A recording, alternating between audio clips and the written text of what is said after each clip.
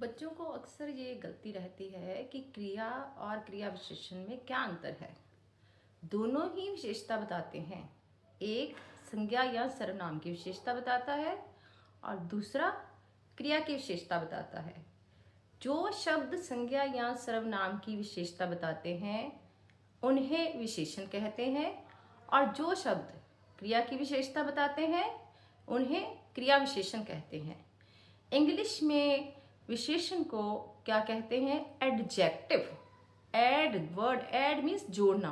जब हम किसी चीज में कोई विशेषता जोड़ रहे हैं दैट इज कॉल्ड एडजेक्टिव और हिंदी में इसको क्या कहते हैं? विशेषण।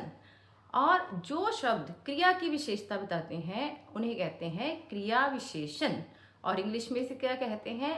एडवर्ब। एडवर्ब। याद रखिए, एक शब्द है एडजेक्टिव और दूसरा शब्द है एडवर्ब। जो संज्ञा या सर्वनाम की विशेषता बताए उसे विशेषण कहते हैं और इंग्लिश में उसे क्या कहते हैं? उसे एडजेक्टिव कहते हैं। और जो शब्द क्रिया की विशेषता बताते हैं उन्हें क्रिया विशेषण कहते हैं। फॉर एग्जाम्पल, अगर हम एक वाक्य लेते हैं, वाक्य कभी भी दो ही, जो कर्ता और क्रिया, इनके मेल से, सिंपल वाक्य, साधारण वाक्य सिर्फ इनके ही मेल से बनता है।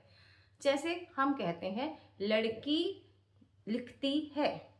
अब इसमें लड़की क्या है? लड़की है कर्ता जिसको हम कहते हैं संज्ञा, और लिखती है क्या है? वो है इसमें क्रिया।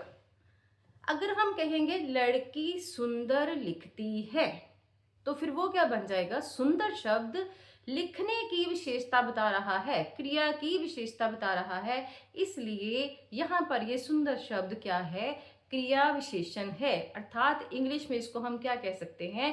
एडवर्ब है, which is adding something new with verb. Verb क्या होती है? क्रिया होती है। अगर हम पढ़ेंगे विशेषण, अब हम नया वाक्य बनाते हैं, नया वाक्य हम लिखेंगे। मान लो हम कहते हैं सुंदर लड़की सुंदर लिखती है। इसका मतलब क्या हो गया कि जो पहला सुंदर शब्द है वो लड़की की विशेषता बता रहा है और दूसरा सुंदर शब्द जो है वो लिखने की विशेषता बता रहा है। पहला सुंदर शब्द संज्ञा या सर्वनाम की विशेषता बता रहा है, इसलिए वो क्या है? वो है विशेषण।